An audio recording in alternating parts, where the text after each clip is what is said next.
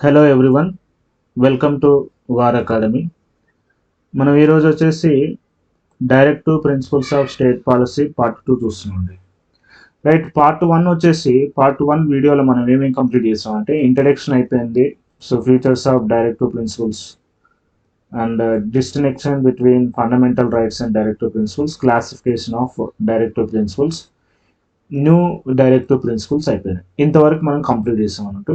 Right, so remaining topics ఈ వీడియోలో మనం చూద్దాం. రైట్, సో ఇది కంటిన్యూషన్ అండి, directive principles of state policy continuation అన్నట్టు ఇది. అయితే ఇప్పుడు వచ్చేసి ఏంటంటే sanction behind directive principles. Okay, ఇప్పుడు ఆదేశిక సూత్రాల ఆంక్షలు ఒకసారి చూద్దాం. రైట్, ఇందులో వచ్చేసి ఏంటి అంటే మనకి బిఎన్ రావు గారు ఉండదండి. సో బిఎన్ రావు గారు ఏమన్నారు అంటే ఇవి వ్యక్తుల హక్కులకు సంబంధించినవి. ఇప్పుడు వ్యక్తి హక్కులు గమనిస్తే మనకి ఫండమెంటల్ రైట్స్లో కనపడతాయి, అలానే డైరెక్టివ్ ప్రిన్సిపల్స్ ఆఫ్ స్టేట్ పాలసీలో కూడా కనపడతాయి అన్నట్టు. రైట్, సో ఇప్పుడు మనకి ఫండమెంటల్ రైట్స్ చూస్తేనేమో న్యాయ సంరక్షణ ఉందన్నట్టు. అంటే ఒకవేళ ప్రాథమిక హక్కులకు భంగం కలిగింది అనుకోండి, కోర్టుల ద్వారా ఏం చేయొచ్చు, ఆదేశాలు ఇప్పించచ్చు. అదే డైరెక్టివ్ ప్రిన్సిపల్స్ ఆఫ్ స్టేట్ పాలసీస్కి మాత్రం న్యాయ సంరక్షణ లేదన్నట్టు, అంటే కోర్టుల ద్వారా ఎన్ఫోర్సబుల్ చేయలేము అన్నట్టు. ఇది బిఎన్ రావు గారు చెప్పారు అన్నట్టు. నెక్స్ట్ వచ్చేసి ఎవరు, అల్లాడి కృష్ణస్వామి అయ్యర్. అల్లాడి కృష్ణస్వామి అయ్యర్ ఏమన్నాడంటే ప్రభుత్వం ఎప్పుడైనా సరే డైరెక్టివ్ ప్రిన్సిపల్స్ ఆఫ్ స్టేట్ పాలసీని తేలికగా తీసుకోదు అని చెప్తున్నారు. అర్థమైందా? అల్లాడి కృష్ణస్వామి అయ్యర్ ఏమంటున్నారు అంటే ఏ ప్రభుత్వం అయినా సరే ఆదేశక సూత్రాలని తేలికగా తీసుకోదు అంటుంది. ఎందుకు? ప్రతి ప్రభుత్వం 5 సంవత్సరాల తర్వాత ఎలక్షన్లకు వెళ్తుంది. ఎప్పుడైతే ఎలక్షన్లకు వెళ్తుందో ఒకవేళ ఆదేశక సూత్రాలు అమలు పరచలేదు అనుకోండి, అప్పుడు ఏమైపోతుంది, ఆ ప్రభుత్వాన్ని తొలగించే ఛాన్స్ ఉంది. ప్రజలు ఏం చేస్తారు, ఆ ప్రభుత్వాన్ని తిరస్కరించే ఛాన్స్ ఉంది అన్నట్టు. అందుకే అల్లాడి కృష్ణస్వామి అయ్యర్ ఏమన్నాడంటే ఏ ప్రభుత్వమైనా డైరెక్టివ్ ప్రిన్సిపల్స్ ఆఫ్ స్టేట్ పాలసీని తేలికగా తీసుకోదు అని చెప్తున్నారు అన్నట్టు. అలానే డాక్టర్ బిఆర్ అంబేద్కర్ గారు ఏం చెప్పారో ఒకసారి చూద్దాం. డాక్టర్ బిఆర్ అంబేద్కర్ గారు కూడా అదే అన్నారు అన్నట్టు. ఆదేశక సూత్రాలను ఏ ప్రభుత్వం అయితే విస్మరిస్తుందో ఎన్నికల సమయంలో ప్రజలు ఏం చేస్తారు, తప్పకుండా సమాధానం చెప్తారు అని డాక్టర్ బిఆర్ అంబేద్కర్ గారు చెప్పారు. సేమ్ ఇప్పుడు ఆదేశిక సూత్రాల ముఖ్య ఉద్దేశం ఏంటి, ప్రజా సంక్షేమం కోసమే కదా. రైట్, సో ప్రజా సంక్షేమం కోసమే ఆదేశిక సూత్రాలు ఉన్నాయి అన్నట్టు.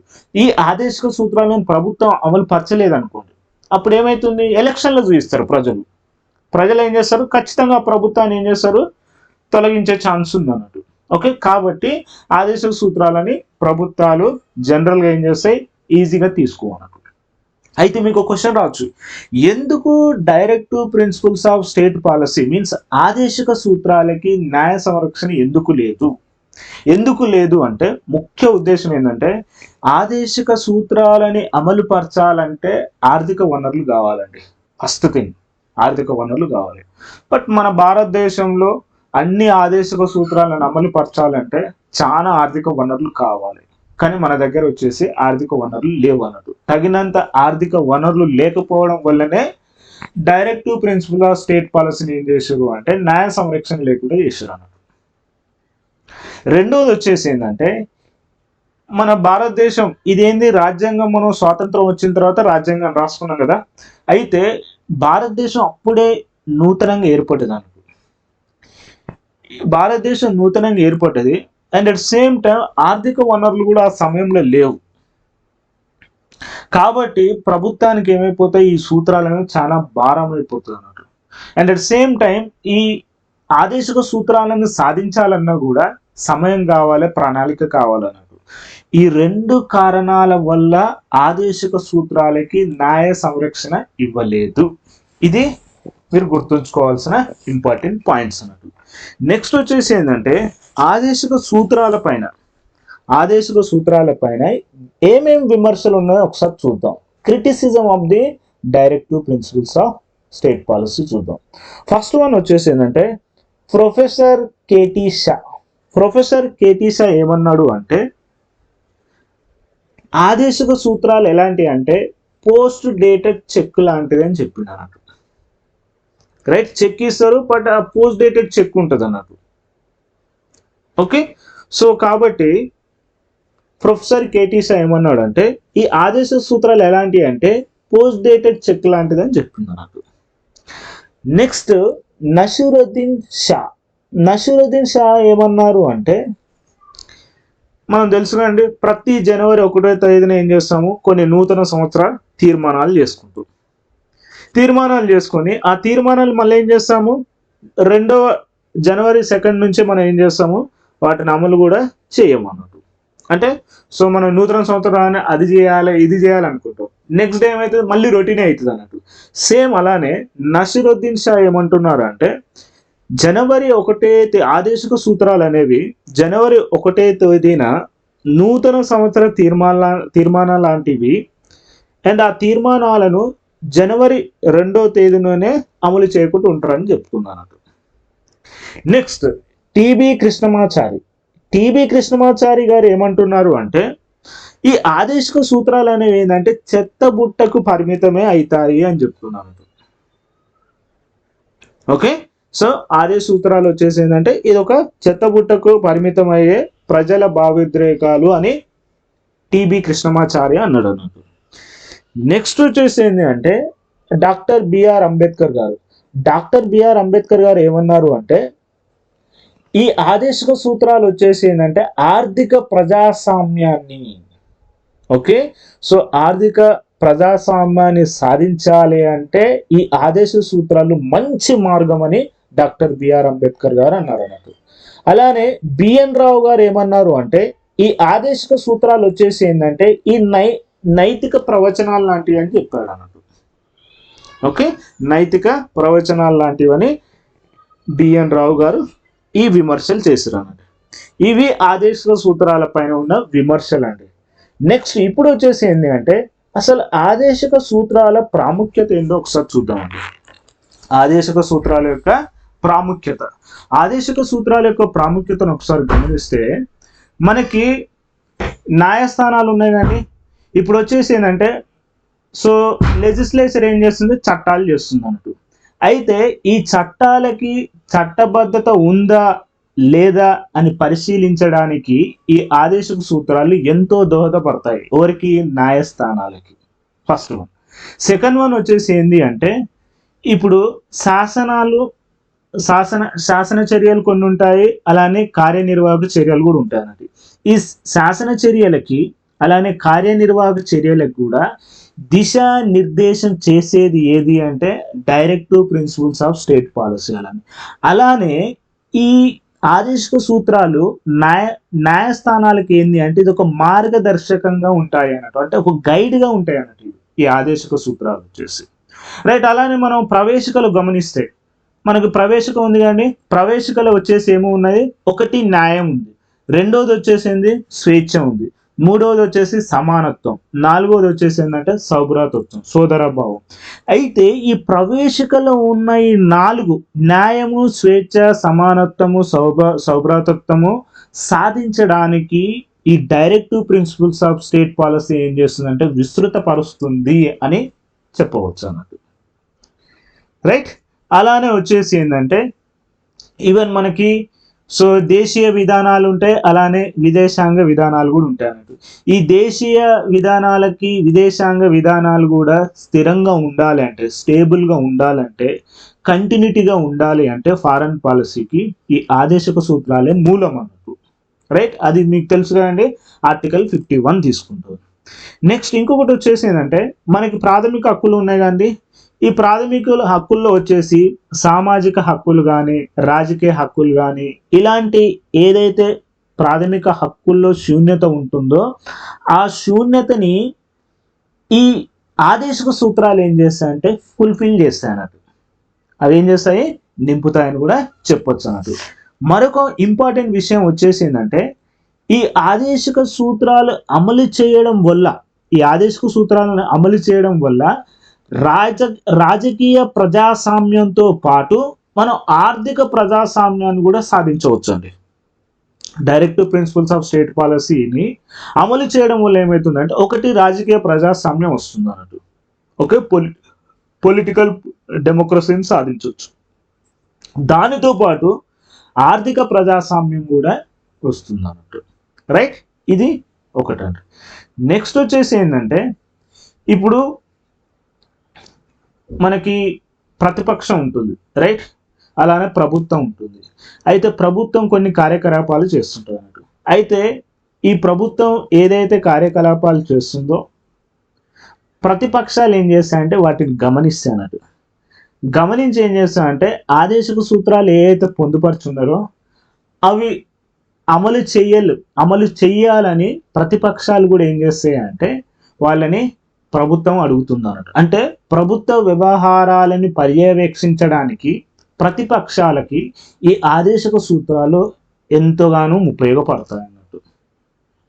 రైట్, నెక్స్ట్ అలానే ఇప్పుడు మనకి శాసన చర్యలు ఉంటాయి, అలానే కార్యనిర్వాహక చర్యలు కూడా ఉంటాయి కండి.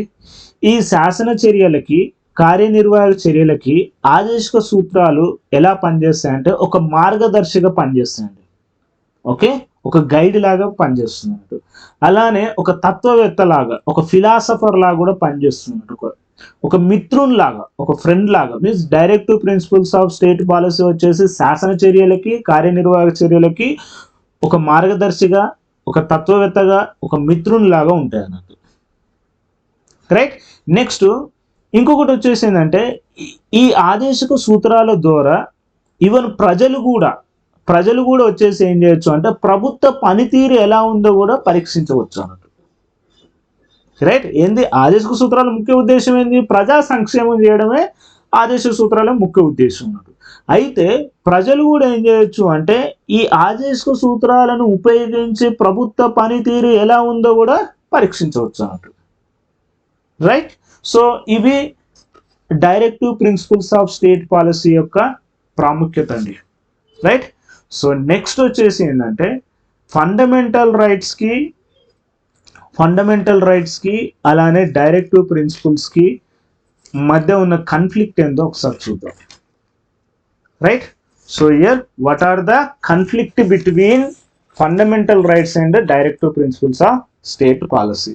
ఫస్ట్ వన్ మనకి గమనిస్తే మీకు తెలుసుగా అండి, ప్రాథమిక హక్కులకేమో న్యాయ సంరక్షణ ఉంది, ఆదేశక సూత్రాలకు మాత్రం న్యాయ సంరక్షణ లేదు. ఇది మీకు తెలిసిందే. సో నెక్స్ట్ ఇక్కడ వచ్చేసి ఏంటంటే ఒక కేసులో సుప్రీంకోర్టు ఏమని చెప్పిందంటే చంపకం దొరై రాజన్ కేసు 1951. ఓకే, చంపకం దొరై రాజన్ కేసు 1951 కేసులో ప్రాథమిక హక్కులకి ఆదేశక సూత్రాల మధ్య ఘర్షణ వస్తే ఏవి వర్తిస్తాయి అంటే ప్రాథమిక హక్కులే వర్తిస్తాయి అని సుప్రీంకోర్టే చెప్పింది అన్నట్టు. అంటే ఏంటంటే ఇక్కడ ప్రాథమిక హక్కుల్ని రాజ్యాంగ సవరణ చట్టాల ద్వారా సవరించవచ్చు అని సుప్రీంకోర్టు ఇక్కడ చెప్పింది అన్నట్టు. ఓకే, మళ్ళీ ఒకసారి చెప్తున్నానండి. చంపకం దొరై రాజన్ కేసు 1951లో ప్రాథమిక హక్కులకి ఆదేశక సూత్రాల మధ్య ఘర్షణ ఏర్పడితే ఏటికి ఇంపార్టెన్స్ ఉంటుంది అంటే ప్రాథమిక హక్కులకి ఇంపార్టెన్స్ ఉంటుంది అని చంపకం దొరై రాజన్ కేసులో చెప్పింది అన్నట్టు. అలానే సెకండ్ కేసు గమనిస్తే సెకండ్ కేసు వచ్చేసి ఏంటంటే గోలక్నాథ్ కేసు వర్సెస్ పంజాబ్ ప్రభుత్వం 1967 తీసుకుంటుంది. ఇక్కడ వచ్చేసి ఏంటి అంటే పంజాబ్ ప్రభుత్వం వచ్చేసి ఏం చేసిందంటే కొన్ని భూ సంస్కరణలు తీసుకొచ్చిందండి. ఓకే, సో ఇయర్ భూ సంస్కరణ చట్టాలు తీసుకొచ్చినట్టు. అప్పుడు సుప్రీంకోర్టు ఏం చేసిందంటే ప్రశ్నించింది అన్నట్టు. ఈ భూ సంస్కరణలు వచ్చేసి ఏంటంటే indirectly it is related to the ఆస్తి హక్కు అన్నట్టు. అంటే సింపుల్గా అప్పుడు సో మనకేంది ఫండమెంటల్ రైట్స్కి రిలేటెడే ఉంటుంది అన్నట్టు. సో ప్రాథమిక హక్కులు. అయితే ఈ కేసులో ఏమని చెప్పింది అంటే ప్రాథమిక హక్కుల్ని కుదించడం కానీ రద్దు చేయడం కానీ పార్లమెంట్కి అధికారం లేదు అని చెప్పింది అన్నట్టు. Okay, so year Golaknath case versus Punjab ప్రభుత్వం 1967 కేసులో ఏమని చెప్పింది అంటే ప్రాథమిక హక్కుల్ని కుదించడం కానీ రద్దు చేసే అధికారం కానీ పార్లమెంట్కి లేదు అని చెప్తున్నారు. నెక్స్ట్ వచ్చేసి ఏంటంటే కేశవానంద భారతి కేసు వర్సెస్ కేరళ ప్రభుత్వం 1973. కేశవానంద భారతి వర్సెస్ కేరళ ప్రభుత్వం 1973లో వచ్చేసి ఇక్కడ ఏం చేశారు అంటే ప్రాథమిక హక్కుల్ని సవరించడానికి, ఓకే, ఇక్కడ ప్రాథమిక హక్కుల్ని సవరించడానికి 2 రాజ్యాంగ సవరణలు చేసినండి. ఒకటి వచ్చేసి ఏంటంటే 24వ రాజ్యాంగ సవరణ, రెండోది వచ్చేసి ఏంటంటే 25వ రాజ్యాంగ సవరణ చేసిందన్నట్టు. అయితే ఈ 2 రాజ్యాంగ సవరణల గురించి సుప్రీంకోర్టు ఏం చేసిందంటే ప్రశ్న ఇచ్చింది. ఓకే, 24వ రాజ్యాంగ సవరణ ఏముంది అంటే పార్లమెంటు వచ్చేసి ఏ ప్రాథమిక హక్కునైనా రాజ్యాంగ సవరణ ద్వారా ఉల్లంఘించే అధికారం పార్లమెంటుకు ఉంది అని 24వ రాజ్యాంగ సవరణ తీసుకొచ్చింది. అంటే ఏ ప్రాథమిక హక్కునైనా సరే రాజ్యాంగ సవరణ చేస్తాము అని పార్లమెంట్ చెప్పింది.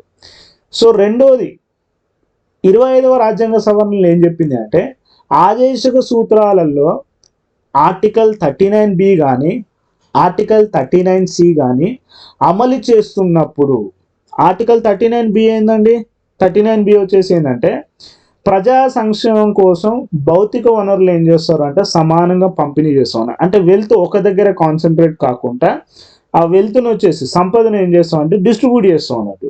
ఓకే, అది బి చెప్తుంది అన్నట్టు.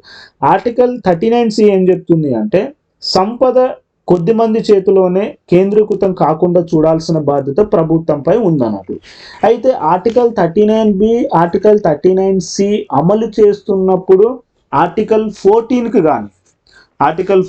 కానీ సో ఆర్టికల్ 19 కానీ ఆర్టికల్ 31 కానీ విరుద్ధంగా ఉంటే న్యాయస్థానాలు సవాలు చేయొద్దు అని 25వ రాజ్యాంగ సవరణలో చెప్పింది అన్నట్టు. ఆర్టికల్ 14 వచ్చేసిందండి, సో చట్టం ముందు అందరూ సమానులే అనేది మనకి ఆర్టికల్ 14 చెప్తుంది అన్నట్టు. అలానే ఆర్టికల్ 19 వచ్చేసిందండి స్వాతంత్రపు హక్కులు, స్వేచ్ఛా హక్కులు ఉన్నాయన్నట్టు, 6 స్వేచ్ఛా హక్కులు. వీటికి ఒకవేళ భంగం కలిగింది అనుకోండి న్యాయస్థానాల్లో సవాలు చేయరాదు అని 25వ రాజ్యాంగ సవరణ తీసుకొచ్చింది. అప్పుడు దీన్ని సుప్రీంకోర్టు ప్రశ్నించింది. సో సుప్రీంకోర్టు ప్రశ్నించి అలానే ఏమని చెప్పింది అంటే పార్లమెంటుకి ప్రాథమిక హక్కుల్ని సవరించే అధికారం ఉంది, కానీ మౌలిక స్వరూపం మాత్రం మార్చరాదు. మీరు రాజ్యాంగ సవరణ ద్వారా ఫండమెంటల్ రైట్స్ని మార్చొచ్చు, కానీ మౌలిక స్వరూపం మాత్రం భంగం కలగొద్దు ఆర్ మౌలిక స్వరూపం మాత్రం మార్చరాదు అని కేశవానంద భారతి వర్సెస్ కేరళ ప్రభుత్వం 1973లో చెప్పింది. అలానే వచ్చేసి so Minerva mill versus union of India 1980లో, సో ఈ కేసులో వచ్చేసి ఏంటంటే సేమ్ 42వ రాజ్యాంగ సవరణ ఏం చేసిందంటే సుప్రీంకోర్టులో ప్రశ్నించినారు. సో ప్రశ్నించినప్పుడు అప్పుడు ఏమని చెప్పింది అంటే ఫండమెంటల్ రైట్స్ అనేవి రాజ్యాంగ స్వరూపంలో భాగము, వాటిని తగ్గించడము లేదా రద్దు చేయడం అనేది ఏంటంటే రాజ్యాంగ విరుద్ధం అని చెప్పింది అన్నట్టు, రాజ్యాంగ విరుద్ధం అని చెప్పింది. అలానే ఏమని చెప్పింది అంటే రాజ్యాంగ మౌలిక స్వరూపానికి మాత్రం ఎట్టి పరిస్థితుల్లో కూడా భంగం జరగకూడదు అని చెప్పింది అన్నట్టు. ఇంకోటి ఏమని చెప్పింది అంటే ఈ Minerva mill versus union of India 1980 కేసులో ఏమని చెప్పింది అంటే పార్లమెంటు ఆదేశక సూత్రాలను అమలు చేయడం కోసము ఫండమెంటల్ రైట్స్ని సవరించవచ్చును అని చెప్పింది అన్నట్టు. ఓకే, ఫండమెంటల్ రైట్స్ ఏంది సవరించవచ్చు అని ఇక్కడే చెప్పింది అన్నట్టు. ఓకే, సో కానీ ఓవరాల్గా వచ్చేసి ఏంటంటే మౌలిక స్వరూపం మాత్రం దెబ్బతూనేకూడదు అని ఇక్కడ మాట్లాడుతుందండి. రైట్, సో మిగతా వచ్చేసి నెక్స్ట్ వీడియోలో చూద్దామండి. రైట్, సో ఎందుకంటే వీడియో లెంత్ ఎక్కువైతుంది అండ్ నెక్స్ట్ వీడియోలో పార్ట్ 3లో కంప్లీట్గా directive principles of state policy complete చేద్దామండి. Right, so thank you very much.